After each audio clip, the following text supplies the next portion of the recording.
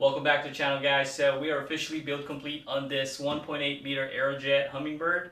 The build went pretty quick because this is literally my second time building one of these jets.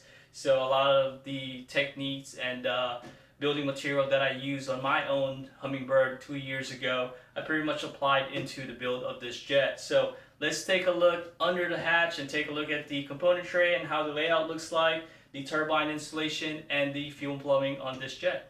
Alright guys, so now that we got the hatch removed, we're going to take a closer look at the component tray and the plumbing of the Hummingbird. So on the front of the jet is where the batteries are housed. So on this battery tray, we've got a 2-cell 3600 milliamp pulse batteries for the flight packs.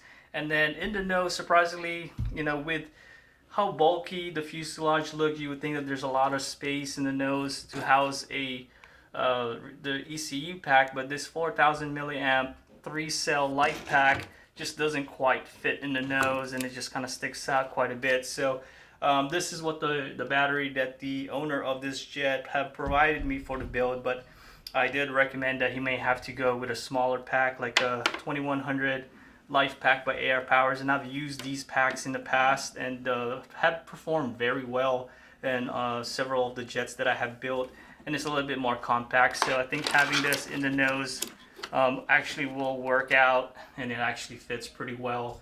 And when the nose gear comes up, the nose steering servo will be able to clear that battery when it's retracted. So this is going to be one of those updates later on before the maiden flight that we're going to have to do on this jet.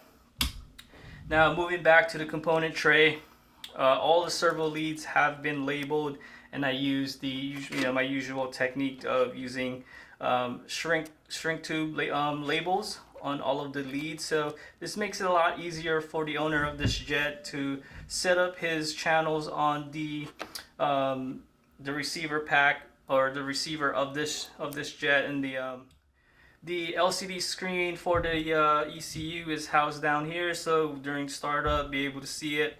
I haven't finalized where this is gonna go, but I think it's gonna be right here, and I'm just gonna double side tape this into the spot with some Gorilla double side tape that I have, and I've used those in the past, and I mean, they're so strong that they won't even move at all during flight.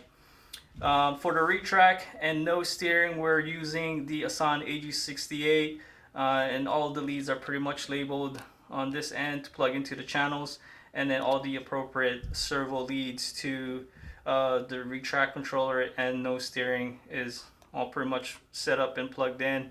And then we've got our retracts leads all plugged in, along with our brakes. Now as far as the UAT, I decided to mount it directly in the center, pretty much lined up with the fitting to from the main fuel tank into the UAT, and just try to minimize the amount of bends and turns that the fuel system is going to have to go through. So pretty much from fuel tank to the UAT, and then our fill line, we got this little fuel dot here that retracts back into the component tray and then tucks away nice and cleanly once you're fully fueled up. The gyro system basically is mounted back here.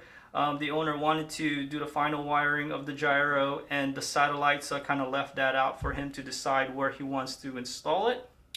Moving to the back of the jet, not sure if you guys can kind of see it, but right in that corner next to the fuel tank is our fuel filter.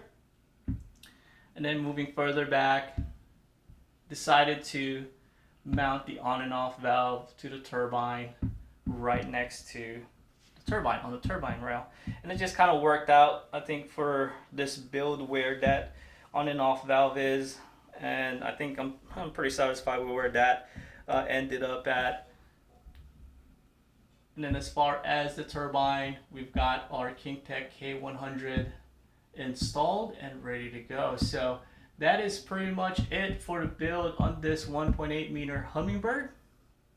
I will see you guys on the runway for the ground checks and the maiden flight.